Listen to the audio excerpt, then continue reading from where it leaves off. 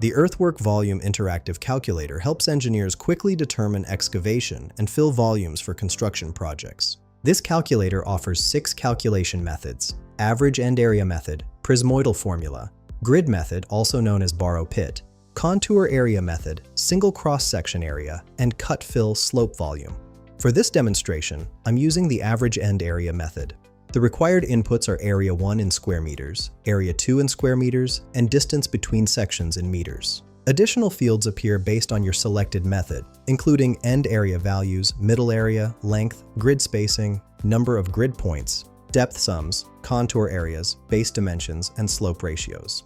Let's calculate using these values. Area 1 equals 125.5 square meters, area 2 equals 98.3 square meters, and distance between sections equals 15 meters. After clicking Calculate, the results show volume equals 1678.50 cubic meters, which converts to 2195.39 cubic yards. The cross-sectional area calculates to 111.90 square meters. Based on standard 10 cubic meter truck capacity, you'll need approximately 168 truckloads.